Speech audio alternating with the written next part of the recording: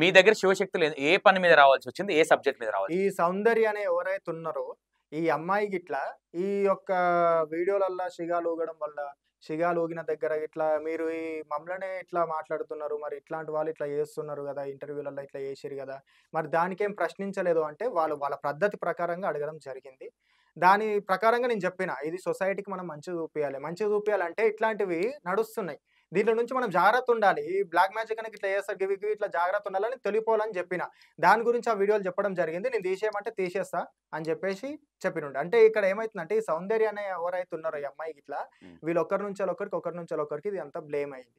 దానివల్ల వాళ్ళు నా దగ్గరికి రావడం మేము ఇగ మాట్లాడుకోవడం జరిగింది. దాని గురించి. సౌందర్య గారిని మీరు ఎప్పుడు కలవలేదా? లేదు సార్. కలిసినట్టు ప్రూఫ్ చేస్తే మీరు చూపియండి నేను మాట్లాడతా. ఓకే. మీరు ఒక్కటే సామి తను ఎవరు అనేది మీ వీడియోలు చూసేదాకా కూడా మాకు తెలవదు. మరి మీరే గురువు అని వస్తుంది బయట. ఇప్పుడు నేను యూట్యూబ్‌లల్లా వీడియోలల్లా ఫేమ్ ఉన్నా. ఒక మాట ఇప్పుడు కాదు ఫేమ్ ఉన్న విషయము ఆమె యూట్యూబ్ చూసే వ్యక్తి కూడా కాదు. ఎవరైతే విగ్రహాన్ని తీశారో లేదు మీ ఆవిడ మీరు చూసారో లేదో నేను ఇంటర్వ్యూ మొత్తం చేస్తుంటే ఆమె చేసిన తప్పులు ఒప్పుకుంది. తప్పే బిడ్డ అట్లా చేయొద్దు, వాళ్ళు పాతి పెట్టిన విగ్రహం పాతి పెట్టిరని నాకు ముందే తెలుసు, మట్టి అక్కడ 2-3 రోజుల ముందు పాతి పెట్టినట్టుంది పడి. ఇప్పుడు ఏదైనా ఆమె క్లారిటీగా చెప్పేసి మీ పేరు మీరు గురువు అని, మరి వాళ్ళ మమ్మీ డాడీ చెప్పిర్రా? ఆమెకు ఎంతమంది చెప్పిర్రు? ఎవరెవరి పేరు చెప్పిర్రు సార్? నా పేరు, నీ పేరు బోనం రాకేష్ అన్న గారి పేరు. తర్వాత కట్ చేస్తే రాకేష్ అన్న సైడ్ తప్పించేసి లేదు గడ్డం ఉంటది ఈయననే అని మీ పేరు చెప్పింది. మీ ఫోటో చూపించిన నేను వచ్చి పండుగ చేసి నేను అది కూడా క్లారిటీ చెప్తా. నేను ఒక తమ్లేన్ మీద వాళ్ళ డాడీ ప్రొడ్యూసర్ వాళ్ళ అమ్మ డైరెక్టర్ ఈ అమ్మాయి యాక్టర్ అని పెట్టిన. దాంట్లో జోగిని శ్యామలక్కది, మీది రౌడీ బోనం రాకేష్ అన్నది, వీళ్ళ ఫోటోలు పెట్టడం జరిగింది. తమ్లేను ఈయననే అని చూపిస్తప్పుడు మీరని చెప్పింది. ఈ విషయాన్ని ఎందుకంటే మిమ్మల్ని కూర్చోబెట్టడానికి కూడా ఏంటంటే శివశక్తులకు కూడా చాలా మందికి మీరే అనే ఒక డౌట్ ఉంది ఇక్కడ. ఇలాంటి వాళ్ళని మీరే సపోర్ట్ చేసి మీరే చేస్తున్నారని ఒక డౌట్ ఉంది. సౌందర్య వాళ్ళు మీ పేరు ఎందుకు చెప్తున్నారు? మీ పేరు ఎత్తంది వాళ్ళ ఎవరైతే విగ్రహం తీసిన ఆమె దగ్గరికి ఎట్లా పోయింది పేరు అనేది మీరు ఏమనుకుంటున్నారు సార్? అయితే నేను ఈ వీడియోలల్లా ప్రతి ఒక్కరు కూడా ఎల్లమ్మ తల్లి గురించి కానీ మల్లన్న స్వామి గురించి కానీ పండుగల పట్టణాలు వేస్తుంటాయి కాబట్టి వాళ్ళ వీడియోలు చూడడం జరిగింది. ఇప్పుడు ఇంకోటి ఏంటంటే స్వామి, ఒకరిని మనం దేవునిగా మనం భావిస్తాం. ఒకరిని దేవునిగా భావించినప్పుడు నాకు తల్లి ఆయననే, తండ్రి ఆయననే, గురువు ఆయననే, అన్ని ఆయననే అనుకుంటాం. అనుకున్నంత మాత్రంలో ఆయన వచ్చి మనకు గురువు అయిపోడు కదా. ఇప్పుడు వాళ్ళు అనుకుంటారేమో ఇప్పుడు ఈయన నాకు గురువు అని అనుకుని ఉండొచ్చు, కానీ నేను వాళ్ళకి లింగంకాయ కానీ పట్టణాలు కానీ పండుగలు కానీ చేయలేదు. ఒకవేళ నేను చేసి ఉంటే ఎవరైతే సౌందర్య అనే అమ్మాయి ఉందో వాళ్ళకి నేను పండుగ చేసి పటం కొట్టి పటం మీద ఇట్లా లింగంకాయ కట్టుంటే నేను గురువుని అవుతుండే. గురువు ఎవరైతే పట్నం వేసి పట్నం మీద ఆమెకు నిలబడిపించి లింగంకాయ కడతారో, లింగంకాయ అనేది పునర్జన్మకు అర్థం. ఉందా మెడల్ ఉందా? ఇంకేమో ఎవరైతే వేస్తారో ఆ లింగంకాయ ఆ కట్టిన వాళ్ళు ఎవరైతే ఉంటారో వాళ్ళు గురువు ఇక్కడ.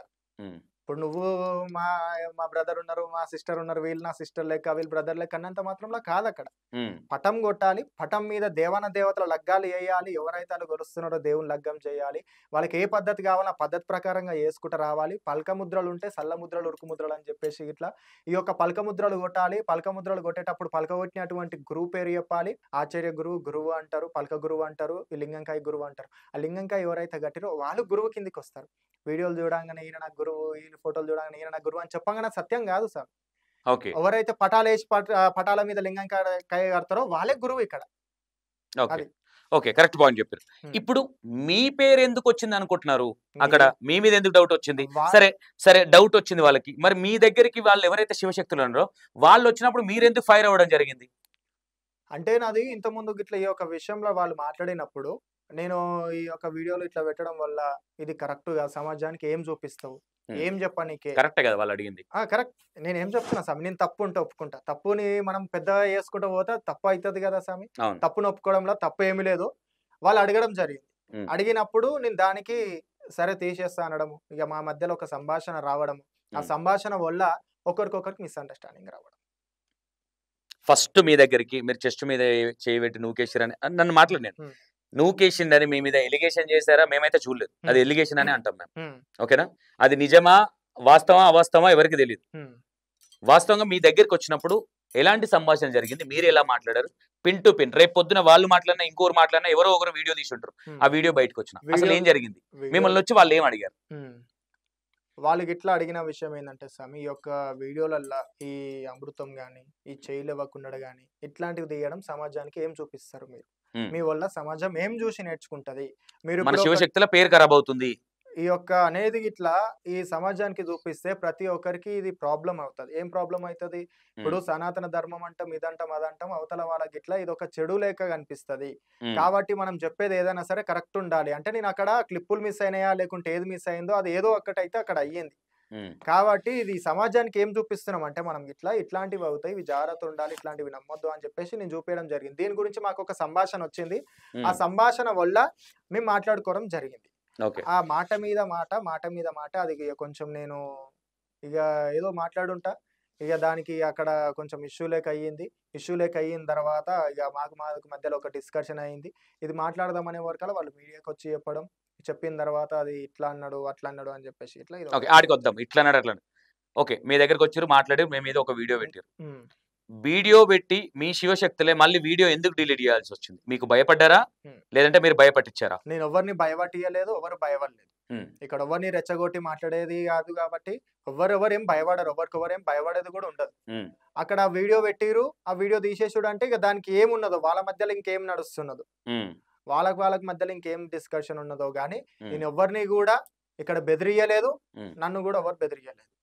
ఇక్కడ ఇలా జరుగుతున్నది ఏంటంటే ఒకరి గురించి ఒకరు చెడ్డగా మాట్లాడుకోవద్దు, ఒకరి గురించి ఒకరు చెడుగా కావద్దు అని చెప్పేసి మేము మాట్లాడుకోవడం జరిగింది. మళ్ళీ తర్వాత మీ గురించి ఇండివిజువల్ గా వీడియో ఎందుకు తీసిరు మరి? వాళ్ళు వీడియో తీసి అది తీసిరు కాబట్టి ఇప్పుడు మీ మీడియా వాళ్ళ దగ్గరకు వచ్చి నేను మాట్లాడుతున్నా.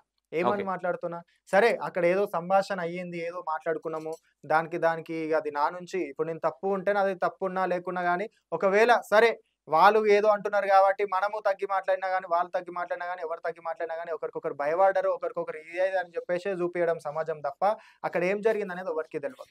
అక్కడ ఒక విషయం నా మ్యాటర్ రావడం వల్ల, నేను పోయి అడగడం వల్ల, అది మాట మనస్పర్ధలు రావడం వల్ల అక్కడ అది ఒక మిస్అండర్స్టాండింగ్ అనేది జరిగింది.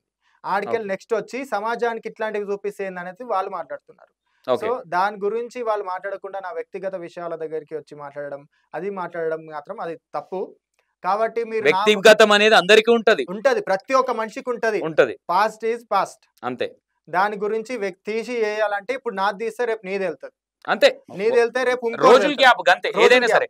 కానీ ఒకటి ఊరుకున్నా కానీ మీడియా మిత్రులు ఊరుకోరు. ఒకటి ఇక్కడ ఇంకోటి రాకేష్ స్వామి, నేను ఒకటి, ఎందుకంటే మీ వాళ్ళు వీడియో ఎందుకు డిలీట్ చేశారు మళ్ళీ మీరు ఏమైనా మాట్లాడుకున్నారా? లేదు స్వామి, ఆ వీడియో ఇట్లా ఎందుకు డిలీట్ చేసారో తెలియదు. మరి అందులో ఇట్లా నేను అక్కడ దొబ్బినానికి ఇట్లా వీడియోలో అయితే చెప్పలేదు. ఆ వీడియో తీసిన దాంట్లో కూడా రౌడీ రాకేష్ దొబ్బిన్ అనేది లేదు. వచ్చి ఆయన డైమండ్లు ఇస్తుండు, దీని గురించి మాట్లాడుతుండు, ఇట్లా మాట్లాడుతుండు, అట్లా మాట్లాడుతుండు. మన యొక్క సనాతన ధర్మం గురించి మాట్లాడేటోళ్ళు అయితే నేను ఒక మాట మాట్లాడిన, ఇప్పుడు నేను ఒకటి చెప్తున్నా, ప్రతి ఒక్కరికి చెప్తున్నది ఏంది, సరే నా వల్ల నా శివయ్య చెప్పిండు, నా ఎల్లమ్మ తల్లి చెప్పిందో, నా దైవం చెప్పిందో, నాకు చూపించిన దారి చెప్పిందో, సరే మన తప్పున్నదిగా క్షమాపణ కోరుకుందాం, తప్పేం లేదా. క్షమాపణ అడుగుతున్నారా మీ శివశక్తుల్ని? ఇప్పుడు నేను క్షమాపణ అని దాని గురించి కాదు స్వామి, నా వల్ల ఏమైనా వాళ్ళ హట్ అయితే క్షమాపణ, పెద్దలకు చిన్నలకు అందరికి క్షమాపణ. ఎందుకు నేను ఒప్పుకోవడంలో తప్పు లేదు, అసలు తప్పు లేదు.